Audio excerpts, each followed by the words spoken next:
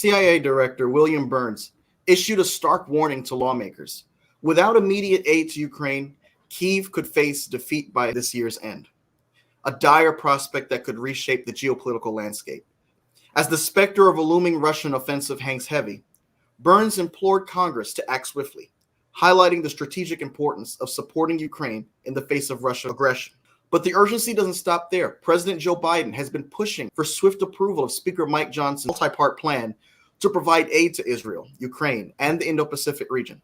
With geopolitical tensions at a boiling point, Biden's call to action underscores the critical need for solidarity with allies and a steadfast stance against adversaries. We have Arizona Republicans grappling with the thorny issue of abortion rights as a decades-old ban going back to the Civil War era rears its head once again. Amidst a fierce political tug-of-war, divisions within the GOP threaten to leave the issue unresolved, while Democrats rally behind efforts to protect reproductive freedoms in the face of mounting opposition. And as the wheels of justice turn, a jury is sworn in to decide the fate of former President Donald Trump. The 12 individuals drawn from the diverse tapestry of Manhattan hold the power to shape history. Their deliberations, guided by the solemn duty of justice, stand as a testament to the enduring pursuit of truth and accountability. But before we dive into the struggle towards progress in the present, we first take a look at our past with the passage of a piece of legislation that has served as a beacon of progress, Title IX. On March 25th, 1965, Martin Luther King stood on the steps of the state capitol in Montgomery, Alabama, and declared that the arc of the moral universe is long, but it bends towards justice. Les Francis, former Deputy Chief of Staff to President Jimmy Carter, has written an op-ed column that highlights, and amidst the tumult of civil rights struggles and political skirmishes, this piece of legislation served as a true beacon of progress. Congress, spurred by the fervent advocacy of Representative Patsy Mink and tennis icon Billie Jean King, etched into law a pivotal statute in 1972 promising equity in education and athletics for women. Yet, as with any bold stride towards justice, the path was fraught with resistance. Echoes of segregationist cries and conservative clamor was evident, and Les Francis paints a vivid tableau of bureaucratic inertia and political wrangling, where even the passage of law found itself ensnared in the thorns of opposition.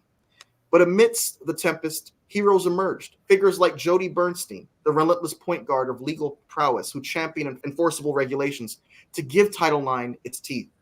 And fast forward back to where the reverberations of history collide with the fervor of the present. The saga continues, as highlighted by recent events in the realm of collegiate athletes, where the spotlight of scrutiny reveals stark disparities, igniting a firestorm of change. With a career spanning the corridors of power and the front lines of grassroots advocacy, Les Francis is a beacon of insight and experience in the ever-shifting landscape of politics and policy. Les, thanks for being a part of Political Mike tonight.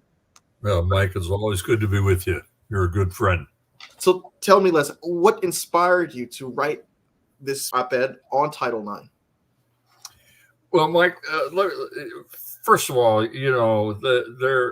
as somebody said, and I quoted in the article, the vice president for basketball, the NCAA, said there are certain inflection points in history, right, where things happen, where things are said that hopefully move things along, bend the arc of justice in the right direction. And Title IX is not fully appreciated for the magnitude of its importance in our society. It was, as Billie Jean King said, it remains the only federal statute, which actually guarantees the rights of women. And it was an amendment to the Higher Education Act, 1972. Richard Nixon signed it. I don't know if he signed it reluctantly or not, but to his credit, he signed it. And as with any legislation, it then goes to whatever the appropriate department or agency is to draft and promulgate regulations. Well, it went to HEW under the Nixon administration, and it sat there. His appointees at HEW were in no rush to implement Title IX because of the opposition. The bureaucracy takes its lead. The civil servants take their lead from the appointed officials, and it just sat there. Then President Carter comes to office in 1977 and appointed Joe Califano Secretary of HEW. And Califano was, a creature of Washington to be sure, but he was a no-nonsense guy, very strong-willed, smart guy. He started the process of promulgating regulations. The NCAA sued. NCAA lost the suit, trying to block the regulations. But for reasons that I don't pretend to understand, Califano, as I said, sort of called a timeout and didn't push ahead. Then in the summer of 1979, President Carter attempted to reset his presidency and shook up his government by changing certain cabinet positions, including Califano, whose resignation he asked for and received. And he was replaced at HEW, then HEW, by Pat Harris, who had been the secretary at HUD. One of the neat things about this is that the general counsel at HEW at the time was a woman by the name of Jody Bernstein. And Jody was actually first at EPA, the Environmental Protection Agency, then moved over to HEW as general counsel. And she was there because Carter had mandated at the beginning of his administration that every department, every agency have at least one woman in a senior presidential appointee position. Now, one could say, well, that's tokenism. Well, the fact of the matter is it had never happened before. And it made a huge difference. And Jody was a beneficiary of that policy. She ends up general counsel at HEW. Califano leaves. Harris comes in. And Jody went to Secretary Harris and said, look, we've got these Title IX regs sitting on the shelf here, ready to go. Let's push ahead with them. And Pat Harris decided to do that and to basically put the law into effect through regulations in 1979. Yeah, so that's an inflection point, an important inflection point. And the face of collegiate athletics has been changed and changed forever. Again, there was a lot of resistance even after the regs came in. People worried that it was going to, spell the death of men's sports, and it didn't. Obviously, it tested them. It tested all athletic directors. But now we have, we haven't reached parity yet, but very close to it, where women athletes have the same scholarships and the same opportunities. And now, it's really interesting about women's basketball, which, if you're a basketball fan, is just great basketball. It's fun to watch. And it has caught on over the last few years. And this year, 2024, the viewership of women's basketball championship was actually, first of all, was the highest ever for women, was also the highest for all basketball, and higher than the men's championship of UConn versus Purdue. So that's an inflection point. Now, we're all still digesting as to what it means in long haul. You notice that salary differentials between the WNBA and the NBA, that's got to be addressed. But it's now a different world, and it started because a couple of gutsy people, Pat Harris and Jody Bernstein, decided to move ahead. And as I say, Jimmy Carter, as president, was not involved in that decision, but his team made the play. His team at HEW set this in motion and made it happen. And it's one of the just one of the aspects of the Carter presidency that's sort of underreported or underappreciated.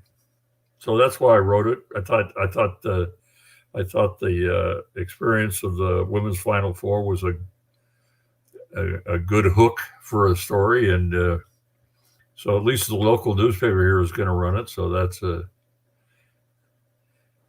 my contribution to the conversation. Around this time last year, House Republicans approved their measure to restrict transgender students from playing on women's sports teams on a 219 to 203 vote. The legislation, H.R. 734, was a key part of the GOP's education agenda, and it mirrored more than 20 laws that had been adopted in states across the country. It banned transgender women from playing on teams consistent with their gender identity, and it amended Title IX, the federal education law that barred same-sex discrimination to define sex as based solely on a person's reproductive biology at birth. At a time in which we're grappling with, as a country, so many serious problems, democracy is hanging in the balance abroad and here at home. Ukraine fighting for its sovereignty against the Russians. And here we have a choice between a man who said he's going to be a dictator on day one and President Joe Biden. Those are the choices. What do you think about the Republicans prioritizing, redefining what qualifies as sex-based discrimination and amending Title IX accordingly? Well, let's first of all, and I'll get to that. The law didn't pass, right? The Senate didn't approve, and Biden wouldn't have signed it. This is the hard right, which now dominates the Republican Party across the country and certainly in Congress. Although I want to get to Ukraine and Speaker Johnson's actions there, is part of a long, ugly trend on the right. And now that they have basically captured the Republican Party, they have resisted, the hard right has resisted every one of these bends in the arc of justice, if you will. The Civil Rights Act, the Voting Rights Act, Title IX, right to this present day. They're trying to retreat on voting rights, and they're sponsoring laws at the federal and state level to restrict voting rights. This is because, A, they do not have a majority in this country, and the only way they can win is to sort of re-engineer the electorate, okay? But it's also their embrace of cultural issues and as wedge issues and so forth. It is frankly a far cry from the way it was when I was working in Washington initially, with first on the Hill with Norm Mineta and then in the Carter administration. Yes, we certainly had our differences across the aisle, but for example, we got 40% of Republicans to support President Carter's legislative initiative, presidential priorities. That would never happen today. The polarization is so extreme. Our politics are so tribal. It's not only ugly, it is dangerous for democracy. And I worry about the future of our republic if we keep down this path. Now, let's talk about transgender and then talk about Ukraine. The whole transgender issue is really horrible.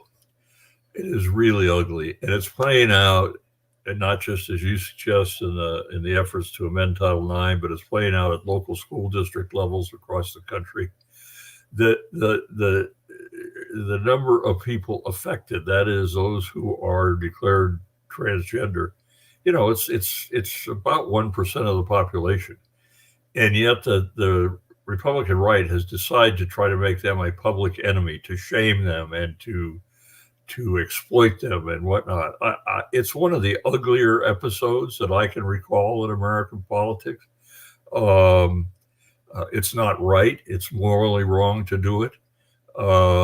And we've got to resist it and make the argument in the other direction. Where I live in the foothills of the Sierra in California, these rural counties, they're trying to do this at the school board level and make it a crime for teachers basically not to tell a parent if a child approaches them and wants counseling on gender identity issues. Well, that's just wrong. I mean, kids ought to be able to go to anybody and in a position of responsibility and have a confidential conversation.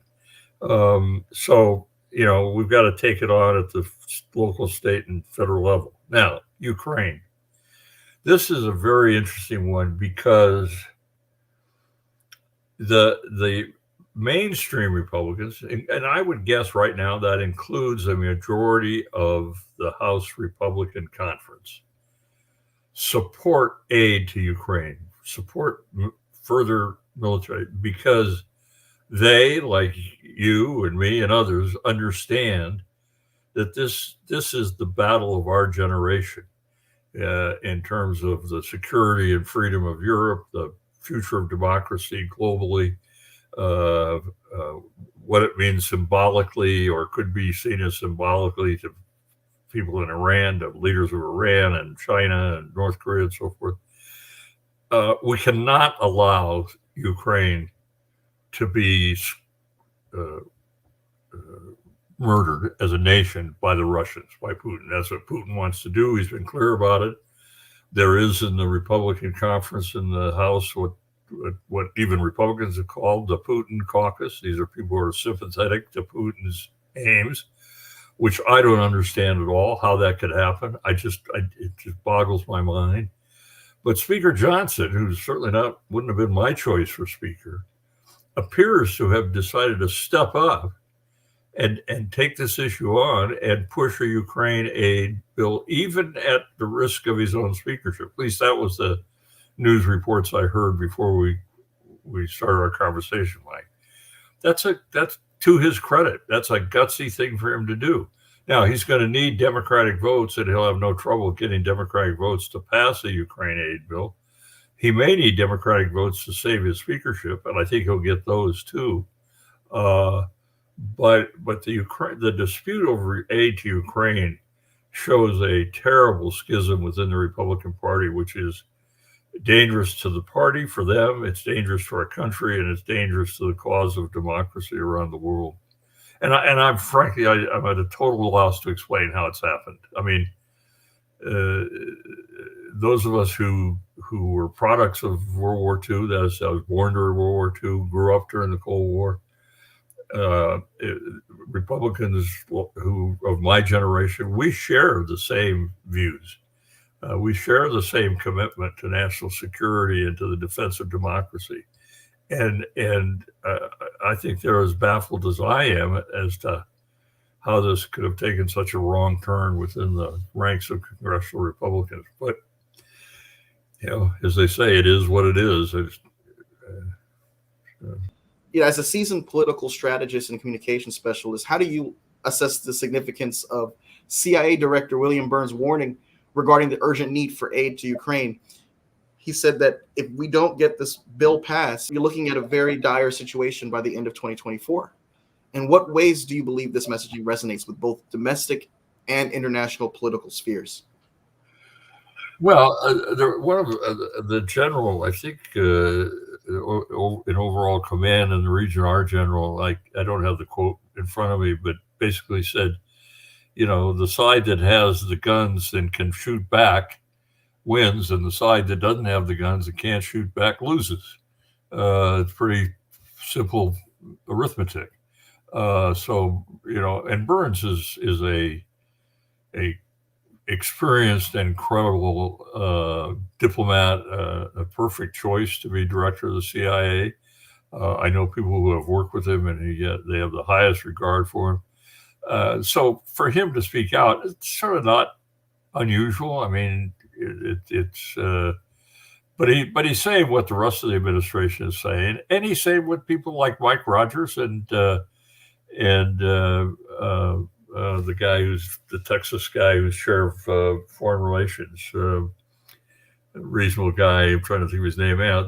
Both Republicans have basically said the same thing, that if we don't provide aid to Ukraine, they will lose this war. And if they lose this war, it will be disastrous to the West. There are no sensible people making the contrary case. I mean Marjorie Taylor Greene, come on. Is that the best they can come up with? The potential consequences of delaying aid to Ukraine, as outlined by CIA Director Burns, are multifaceted. Drawing from your extensive experience, Les, in political campaigns, grassroots lobbying, how do you perceive the challenges in garnering support for such aid packages, particularly within the current political climate?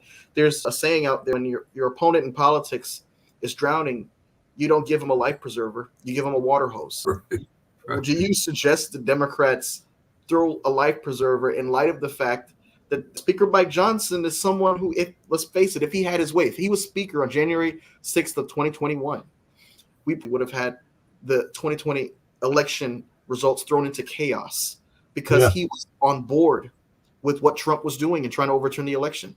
And here he is now, ironically, as if he's the standard bearer, the stalwart of defending democracy by trying to partner with Democrats to provide aid to Ukraine. Well, first of all, it's a political matter.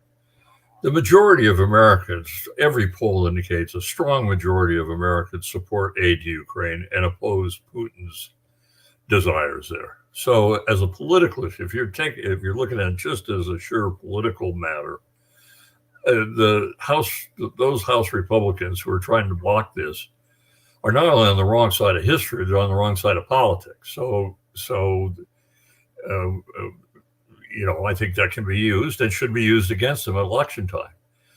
As I said, Mike Johnson would not have been my pick to be Speaker. Matter of fact, as I look at the ranks of Republicans, it's a pretty short list of people I would have picked.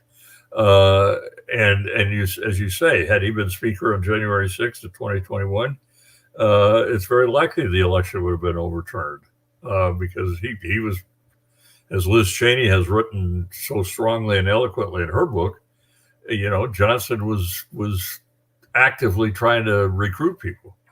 Now, that said, he has apparently had some sort of foxhole conversion here on the issue of Ukraine. From what he's saying, he appears to understand the stakes. He appears to understand the critical nature of the aid and the urgency of the timing. And he knows he can't pass it with just Republican votes because of as Representative Jim McGovern referred to it, the chock full of nuts caucus on his side. He's going to need Democratic votes to pass the bill. That's going to put his speakership in jeopardy, and he'll get Democratic votes to stay as Speaker. Because I think there are enough Democrats, and I have not heard what Leader Jeffries has said, but my guess he will throw his support to keeping Johnson as Speaker too, because the alternative would be weeks of chaos. And do we think the Republicans would come up with a better choice than Mike Johnson in the current environment? No way. So the Democrats would rather have Johnson there on Ukraine, on Israel, hopefully on the Indo-Pacific package about Taiwan. Then there's other issues about humanitarian aid in Gaza, and then the House Republicans, including Johnson, are going to try to somehow tie this to border security. I don't think that'll work. So they're going to make a couple of political moves.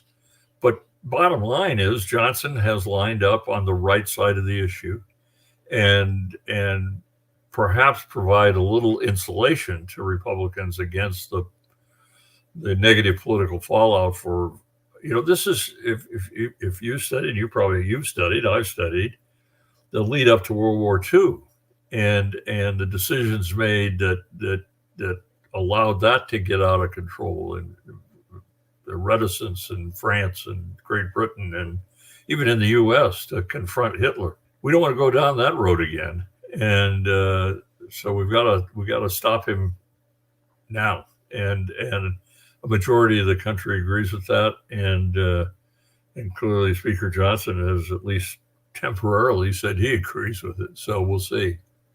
I mean, if he does it, I give him credit. I mean, he'll never be my hero, but on this one, I'll give him credit for doing the right thing. The Republicans have really put themselves in a situation where politically they're doing things that are against their own interest.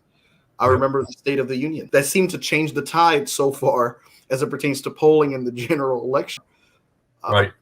You had Speaker Mike Johnson sitting behind the President of the United States, and when Ukraine was brought up, which was the first topic of Biden's speech, foreign policy, the Speaker is sitting there, grim-faced, not clapping, and the Republican caucus is following his lead. Mike Pence, former Vice President, was recently on CNN right before we went live tonight.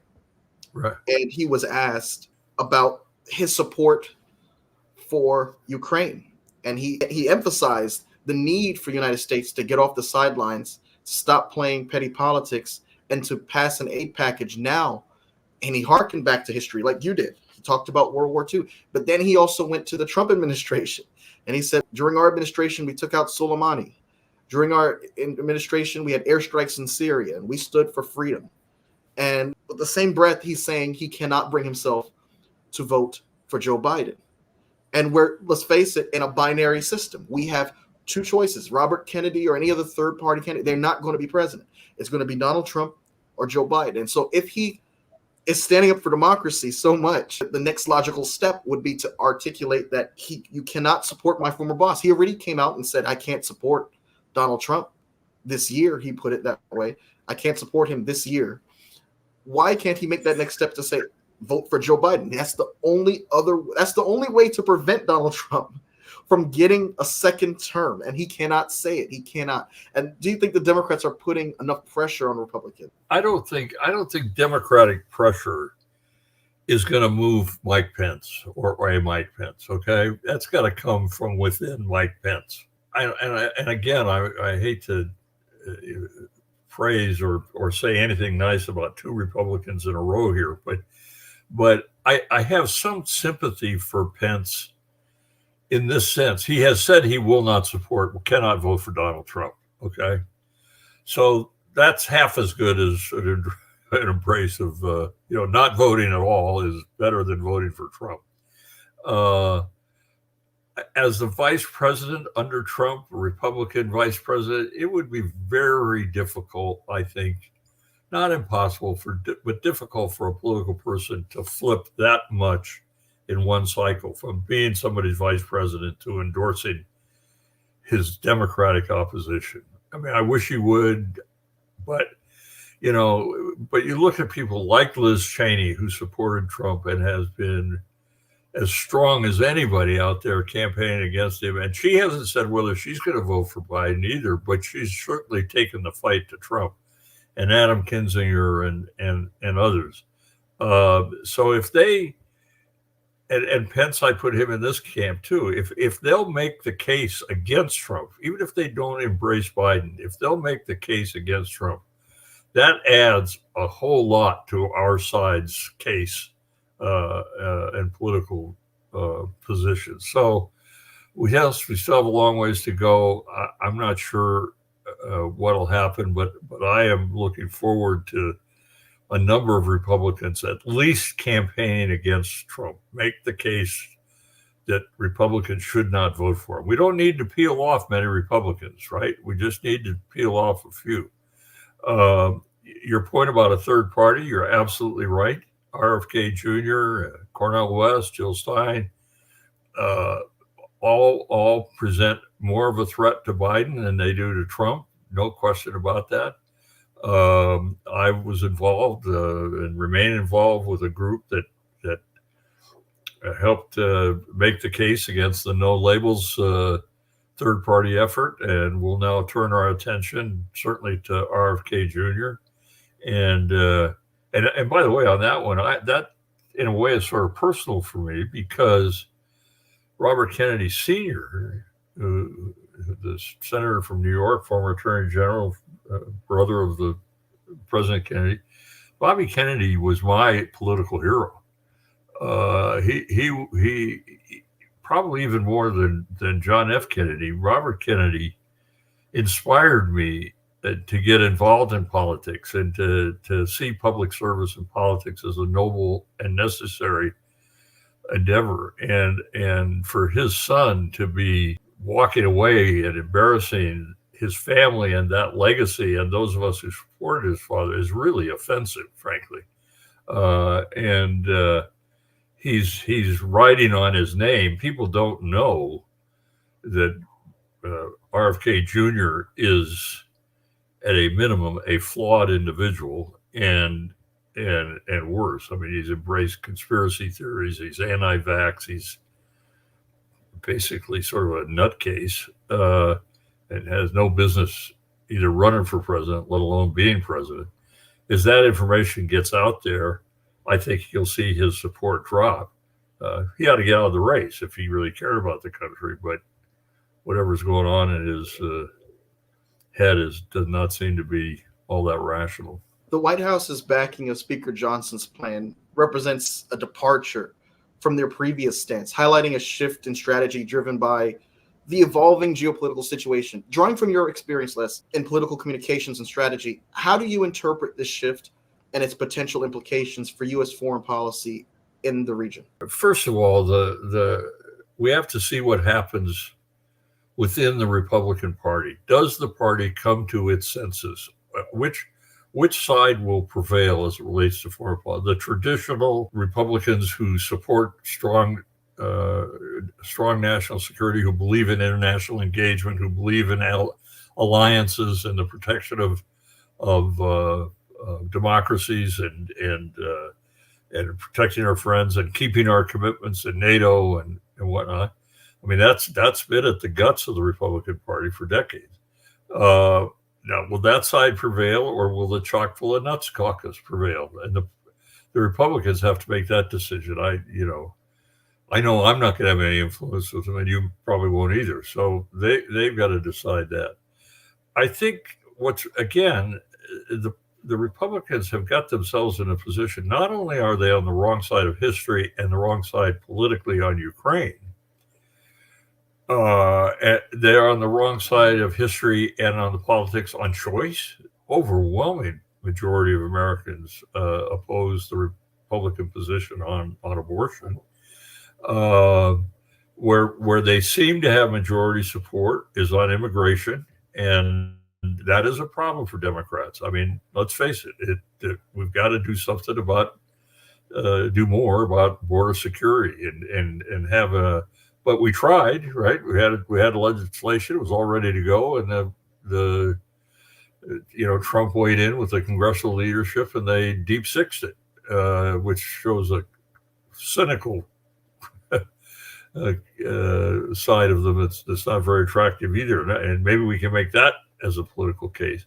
I think Joe Biden has a strong case to make for his reelection on the performance.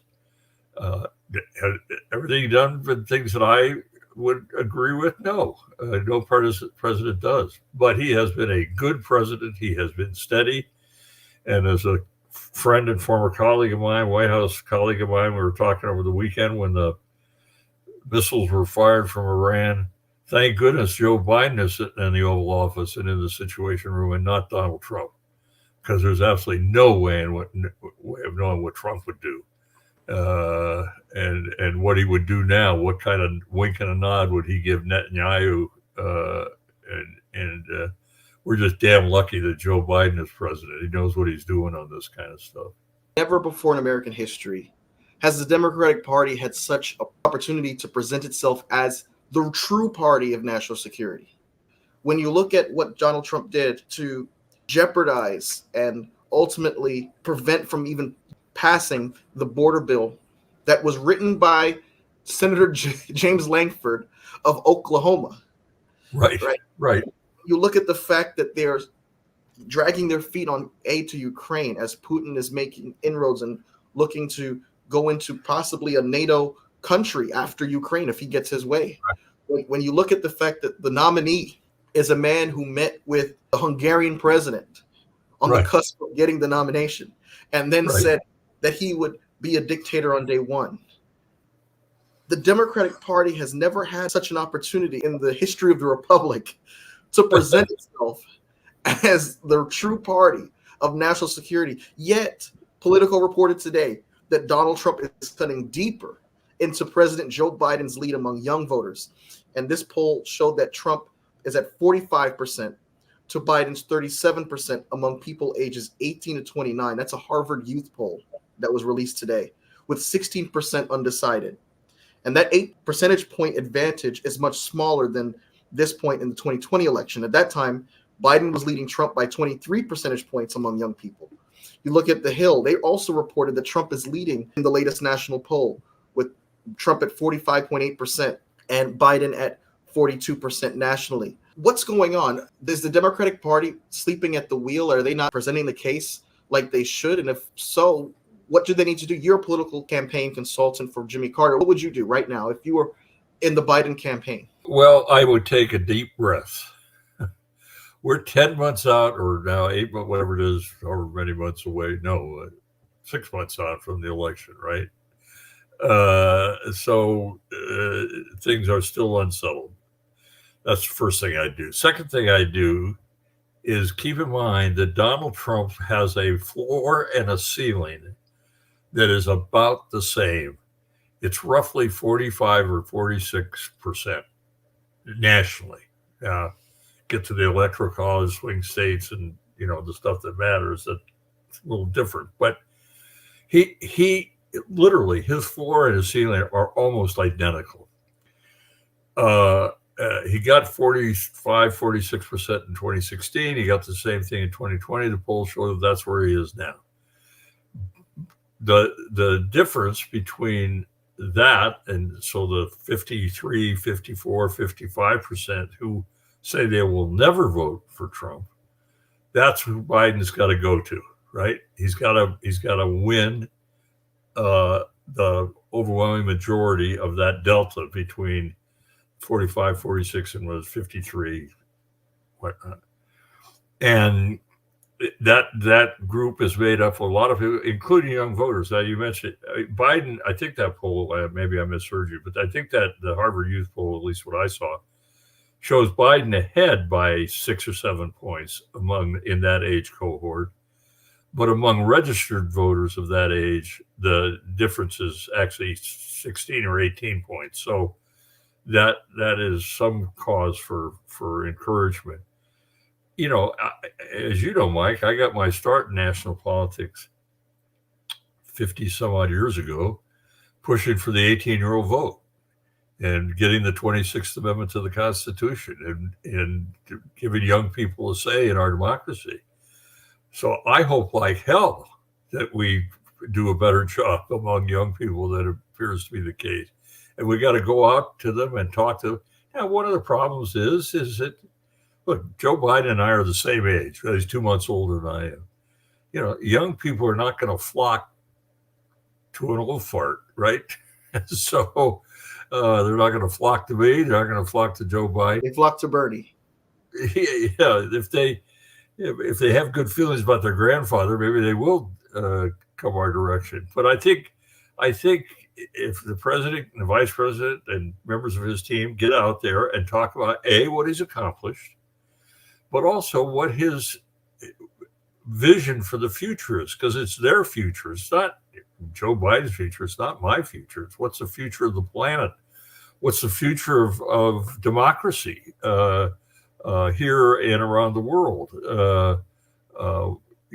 Will we have a country, an economy, a society in which your kids and their kids can grow and prosper and enjoy as I have been able to in my lifetime? I think he'll end up getting a big chunk of the youth vote. It's going to take work. The other thing, this maybe, and I cited this with some friends, it may not be a great example because of the outcome. But in 1980, when Jimmy Carter was running for re-election against Ronald Reagan, and you studied and and I was in the middle of that, both the White House and then the re-election campaign, Carter's approval rating was, at the time of the election, was in the low 30s, 31, 32%, something like that. And yet we got 41% of the vote. In other words, we got 10% higher vote than we had job approval rating. So, when people are concerned about Biden's approval rating, which is in the low 40s, I'm not as worried about that, because I think a lot of people who are, quote, not approving of him as president, when faced with the choice, and that's what it is, it's, as you said, it's between Biden and Trump. That's it. And people have to make that choice. They're going to say, okay, I'm going to go with the guy I trust, I have confidence in, even if I don't agree with everything he's done. But he's not crazy and he's not a crook. And that's a pretty stark contrast to Trump. By the way, I think by then, Trump will be convicted and will be known as a felon. Okay. That could change things too. And you also look at the Republican primary vote, where even after she bowed out, Nikki Haley continued to get 10, 15, 18% of the vote. Those are people who probably will never go to Trump. So can we go to them? How do we get to them? How do we say to them, okay, look, Joe Biden may not be your cup of tea, but we also know that you don't like Donald Trump. So come with us. There are two groups that have been getting on my last nerve so far in this election. Those are young people who claim that they're not inspired, they're not enthusiastic about Biden. And then you've got folks like Sununu, who spent the latter half of last year going around on every platform he can go on to make a false prediction Right. that Donald Trump will not be the nominee. Don't ask him for any stock advice because he was terribly wrong. And now he's going back and he's embarrassed himself in front of George Stephanopoulos this past Sunday. Oh, Talking yeah. about, well, I'm on the side of the 51% of Americans. Well, That's it's how I maintain that the leadership, the current leadership of the Republican Party, with a few exceptions, and I don't say this lightly, is morally bankrupt. They have sold their souls to Donald Trump. Chris Sununu is a perfect example of that. The cynicism of his move, after all that he has said, and the distance he tried to put it, for him to say, basically, I don't care about the policies, I care about the politics. I'm going to go with party over country, is horrible. It's just horrible. And I draw the contrast with Mike Pence. At least Mike Pence is not doing that, right? I mean, Mike Pence is being, to some extent, intellectually honest, where Chris Sununu is being a political whore. And by the way, I have a good friend in New Hampshire who's in the legislature there. We've known each other for years. He's not at all surprised by Sununu's behavior on this. He's told me all along this guy comes across as an affable girl, as sort of hail fellow, well met, friendly guy. He says he's a hardcore, cynical, right-wing Republican. Period. End of story. just like his father. Just like his father. Just like his father didn't have the charm, if you will, but yeah, he was, Then I alluded to the young people on the progressive side. I get on my nerves because you have an administration that has canceled student debt for more than 150,000 people. I haven't had my student loans forgiven personally. I know many others have not had theirs, but at least you can get something from this administration, whereas Trump couldn't care less about your student loans. The Republican Party has not introduced one single proposal to address the alleviation of your loans at all. And that's just on one issue. You look at climate change. This administration has signed the largest piece of legislation to address climate change in American history. You look at the fact that this administration has made it a priority to address the maternity rate among African-American women. You look at the progress they've made on the judicial front. I read an article that said Biden appointed more federal judges and district court judges than any president going back. You have to go back to Reagan to compare. And that's significant because after the administration ends, whether it's in 2025 or 2029, these are the folks that are going to be in place to enact and enforce these policies going forward. And yet they seem to be so blind to all that has been done for whatever reason. Maybe they haven't seen progress come as fast as they want. Maybe their specific policy issue hasn't been addressed the way they wanted. But when this is a zero-sum game and the choices couldn't have been more stark as they are right now, what do you think the issue is with young people? Why is it that they are not seeing how blatantly damaging Donald Trump is to the presidency and how hopeful they can be for a second Biden term? Well, again, if I knew the answer to that, I'd probably get hired by the Biden campaign. But I don't. It's as I say, it's frustrating for me because, I was part of the group that got the 18-year-old vote enacted. So, the youth vote means a lot to me. We'll have to have a separate discussion. I part company with Biden and maybe with you and others on the student loan forgiveness thing. I happen to think that's bad policy and bad politics in the long term, but that's a subject for a different conversation. I think one of the problems is, frankly, not just, especially for young people, but not just from young people, is where they get their information.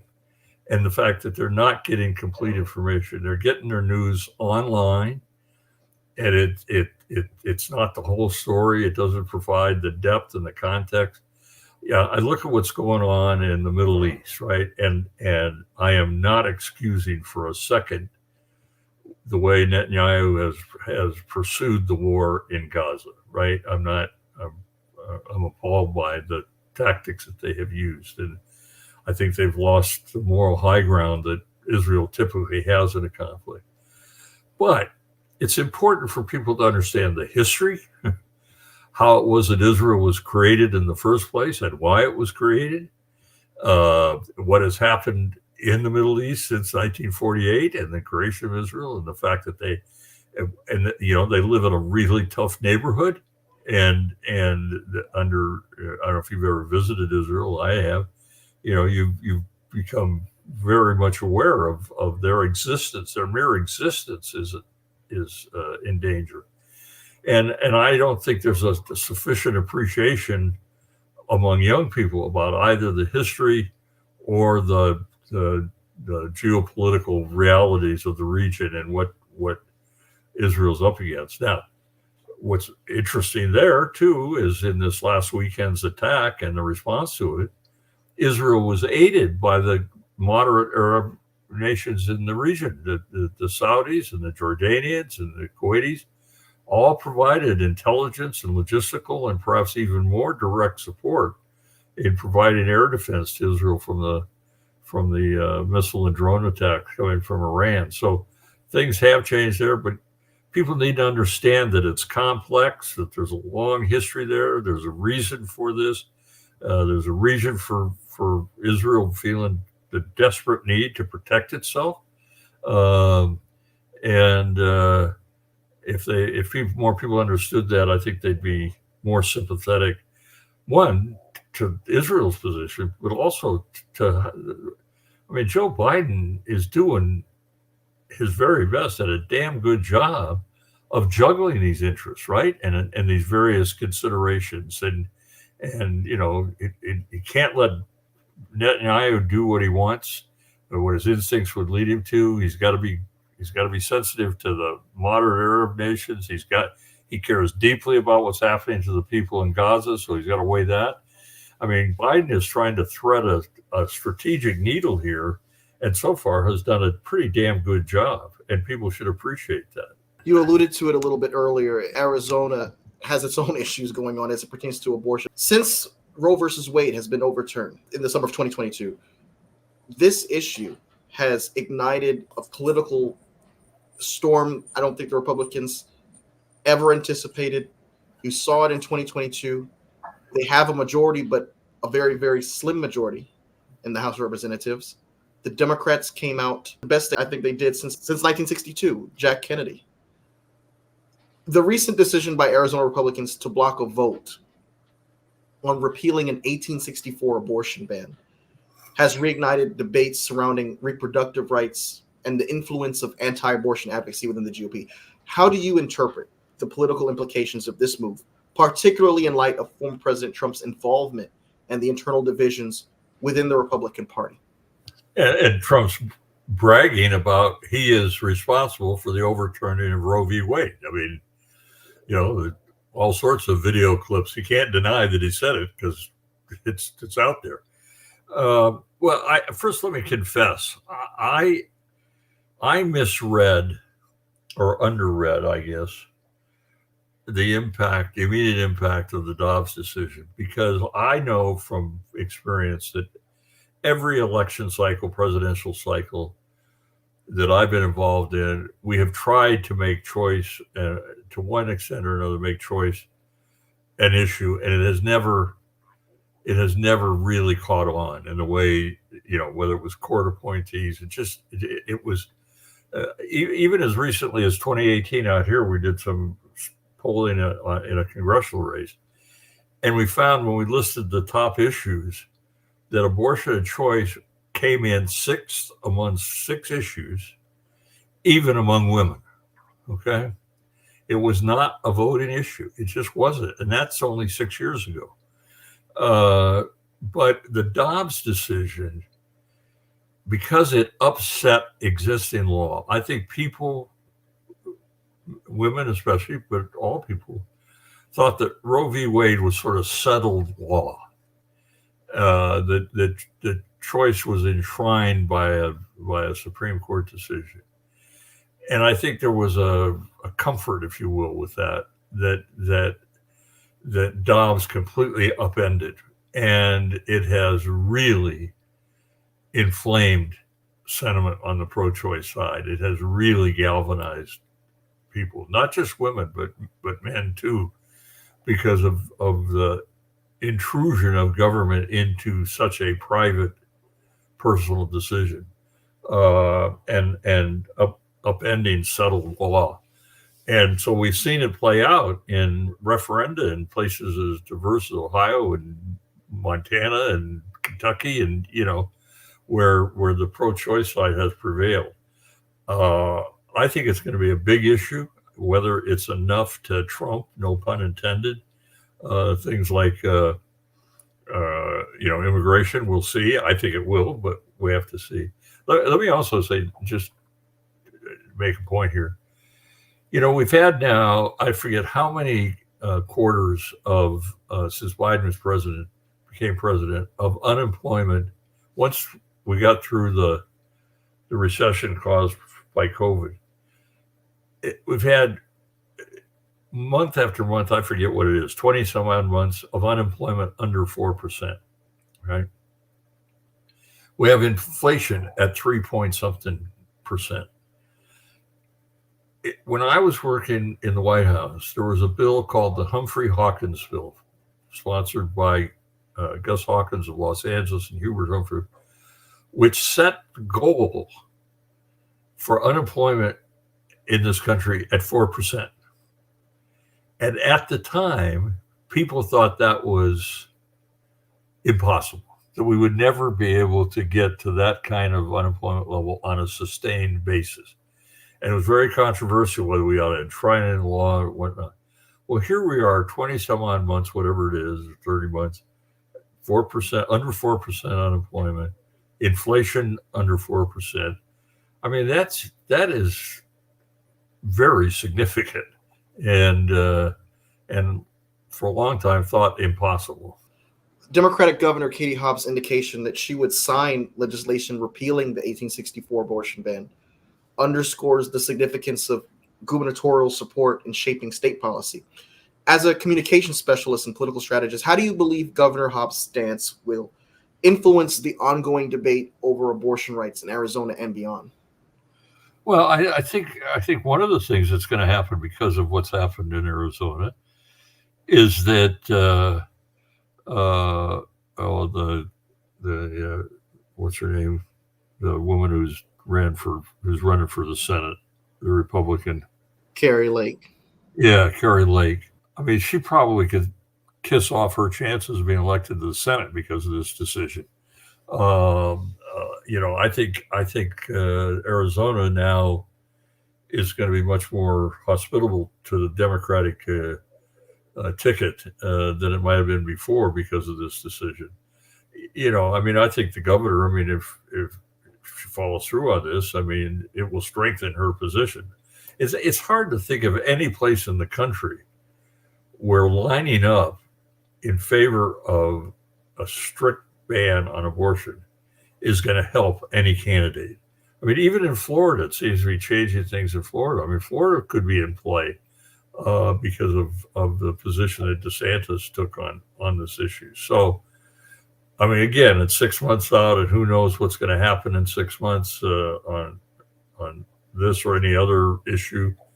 But as things now stand, I'd much rather be where we are than where they are. The divergence within the Republican Party over the path forward on abortion policy reflects broader challenges, as you alluded to, and it's faced by GOP leaders in states like Indiana, South Carolina, and West Virginia. Drawing from your extensive experience, Les, in political strategy, how would you advise Republican lawmakers to navigate these internal divisions while addressing the pressing issue of abortion rights? Well, if I were a Republican strategist, and that is a huge if, right? I'm not sure I know exactly what, but I think I would tell my clients to shut up and quit digging the hole deeper, right? It'd be hard for them to flip from being a staunch pro-life candidate to a pro-choice candidate, but you could just keep quiet and not make things worse for you. So if I were a Republican strategist, that's what I would do. As a Democratic strategist, I would tell my Democratic clients, hammer away at them, hammer away at them, keep it pound, pound, pound, pound, do not stop. Don't let them ignore it. Don't let them be quiet because it'll be a defining issue. Look, as I said before, they're on the wrong side. They're just on the wrong side. And there's no way you can make it better. And of course, the news that has been dominating this week is the fact that the former president is now a defendant in a state case, People of New York versus Donald J. Trump. He has to walk down those dingy corridors of the courthouse and present himself day in and day out, not voluntarily, but involuntarily. And of course, the voir dire process, jury selection, was taking place this week. And what a challenge that was to find 12 of Donald Trump's peers in Manhattan who have not already come up to an opinion about his guilt or innocence. I remember in 2018 when I was working in the Senate Help Committee, there was a CBS 60 Minutes interview with Stormy Daniels, and that was one of the political bombshells of that year, 2018. Here we are 6 years later, and Trump is now sitting in a courtroom to answer for this particular case. What are your thoughts about this ongoing case and the news that there has been a jury selected? 12 of Donald Trump's peers have been selected. Right, I got to pick 6 more alternates. Yeah, I'm surprised it's gone as quickly as it has. I don't know if you do, but I watch every night. I watch Glenn Kirshner's podcast, The Justice Matters, and I can't wait to hear what he has to say tonight. But a couple of things. One is, I've thought about this, and my wife Sherry and I have talked about this ourselves. If we were called, I mean, it's a very interesting test for a citizen. I served on one and was called for another and was dismissed because the defense attorney knew that I was probably not going to be even-handed. But I've wondered about, I have, as you obviously know, and I've said, very strong feelings about Donald Trump. I mean, I think the guy is the personification of evil, right? I mean, I think he's just horrible on every count. Now, could I set my prejudices about Trump aside enough to answer the judge's question? In other words, could I set aside my views of Trump and take the evidence, consider the evidence, and reach a fair decision regardless of my personal opinions about him? That's a very interesting question for all of us to answer, right? In other words, do we have the capacity as individuals to set our biases and opinions aside and hear the evidence and make a judgment based on the evidence? I don't know the answer to that for myself. Okay, so I'm just saying I think it's an interesting thing that we all ought to go through. Second thing is, there's this thing going around on Facebook. You've probably seen it, a cartoon, from the old Peanuts thing, and it's Linus saying, right in the story, America was saved by a porn star. Just imagine that we've got to the point where a porn star could actually save our democracy. I find nothing about her to be appealing or interesting or anything else, but I mean, this is quite a case. And of course, it's not so much it's the fact that he committed fraud in the filing of business records in order to cover up the payment because he was trying to keep the information about that relationship secret while the election was going on. It was, in fact, interference with the election, but he's really being tried for falsifying business records and their tax records and other things. I hope they nail the bastard, but we'll see. And what sets this case apart from the others is the fact that Donald Trump has embraced the January 6th rioters. He incorporates them in his campaign. Yeah, calls them hostages. He calls them hostages. He promises to give them justice, quote unquote, justice, which we know would mean pardons. And he starts off his rallies with some kind of allegiance to these people who stormed and defaced the United States Capitol, something that the Confederate Army itself didn't get as far as to do. Right, exactly. When I saw the Confederate flag being paraded around in the Capitol Hall that I used to give tours in as an intern, I couldn't believe what I was seeing, because Robert E. Lee, he would have been elated to see such a sight. Yes. All those who subscribe to his view of Confederacy. And here we have the president, the former president of the United States, the man who sits in the chair Lincoln once had. I mean, it's hard to fathom that this has happened, that it is happening. My late great friend Norm Mineta, former congressman, former cabinet secretary, was my former boss in Washington. I was his first congressional chief of staff. We've been friends for, I don't know, 50, 60 years. And he called me that night, and we used to talk all the time on the night of January 6th. And he was in tears, literally in tears. And he said, Les, that was the place that you and I used to work. That's where we tried to serve the country. And look what they're doing. I mean, it was sickening. It was outrageous. And we came within a hair of losing, right? Had Mike Pence not done the right thing, and again, I hate to sound like I'm being sympathetic to Mike Pence, but he did the right thing. He did what he had to do, and he stood up and he showed courage. And had he not done that, where would we be today? Where would we be? Where would our democracy be? That election would have been overturned. There no doubt would have been violence on the other side. I mean, I think we are flirting with civil war in this country. I haven't seen the movie Civil War, but I'm going to. I think it's not like the 1860s. We're not going to have giant armies facing off against each other in cornfields and woods. But you could see a situation not unlike Northern Ireland, that kind of civil war. And I think we're very close to that if Trump is reelected, and if the people who support him, like those insurrectionists who were trying to overturn the government. It was more than defacing the Capitol. They were trying to stage a coup. It was treason. And he encouraged it. He pushed it. His people architected it. Rudy Giuliani and John Eastman and Roger Stone and the rest of those, I want to clean up my language here, undesirables, deplorables, were literally trying to overturn a free and fair election of the American government. That's treason in my book, and they should be held accountable. And Mitch McConnell's legacy is forever tied to that. I don't care how many times people want to whitewash and show Mitch McConnell being arm in arm with Democratic colleagues.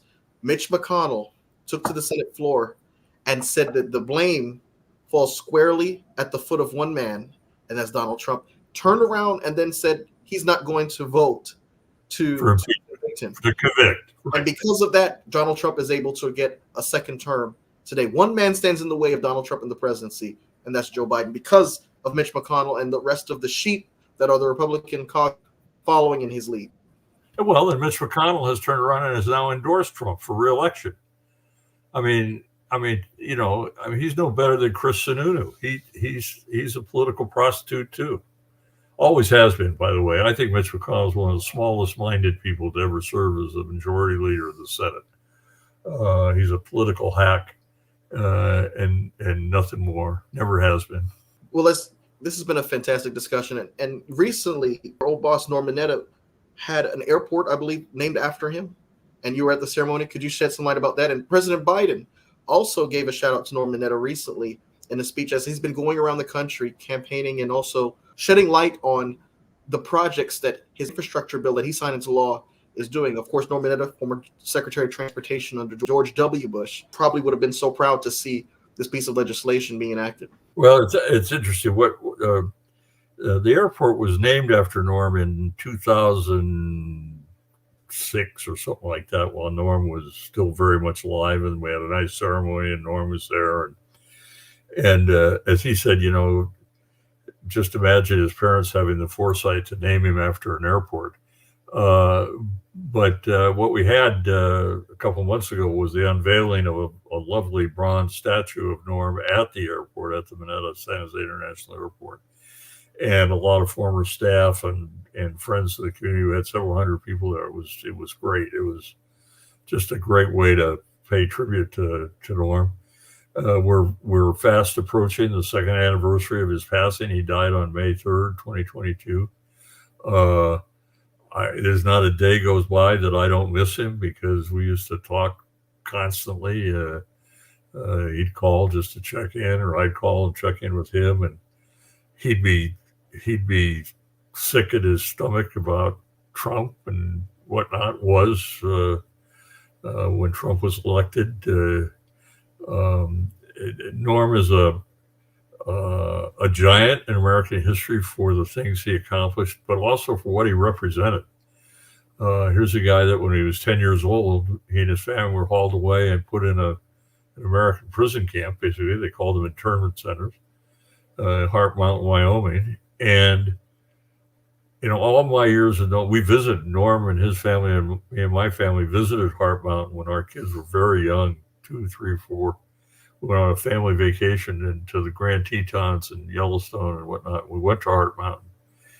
And I think it was Norm's first time back there. And he told us the story of the evacuation and the imprisonment and whatnot. And there was some emotion to it. But what was amazing about Norm, there's a lot of things that are amazing about him. One of them was he harbored no bitterness at all. Not only did he harbor no bitterness, he came out of that experience with the resolve that it should never happen again. And he became a champion for civil liberties and civil rights. He was one of the first members of Congress to support same-sex marriage when it was not politically popular, because he was friends with Barney Frank, and Barney had helped him on the redress bill for Japanese Americans incarcerated in World War II. And Barney asked him if he'd support his position on same-sex marriage. Norm said, absolutely. And against the advice of staff, by the way, who said it politically too risky. He was a prime author and supporter of the Americans with Disabilities Act. I mean, he always was mindful of what could happen if government overreached, overreacted, and if people did not have the opportunity to redress their grievances, as is assured in the First Amendment of the Constitution. It was a core belief of his. It motivated him on everything. Then of course he accomplished so much in the area of transportation and infrastructure and so forth. But he was at heart a fierce civil libertarian and civil rights advocate, and a wonderful human being. As I say, there never a day goes by that I don't think about, damn, I wish I could call Norm and talk to him about one thing or another, because we used to do that a lot. Well, it's always a treat to talk to you, and it's always a pleasure to have you on the platform. This has been a rich discussion, and I'm grateful to you. You're way too generous. Thanks for including me again. But let's stay in touch. Of course, sir. Thank you all for tuning in.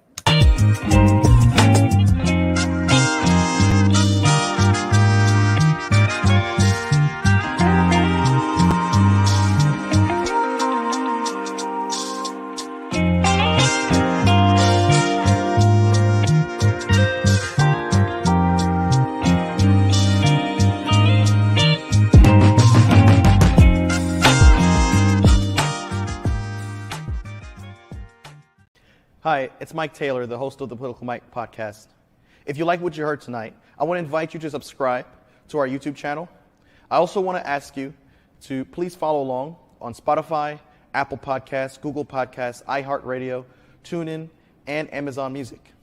You can also follow along and keep up with the conversation through our Telegram channel. Follow us on Twitter at @ThePolyMike, and follow us on Instagram.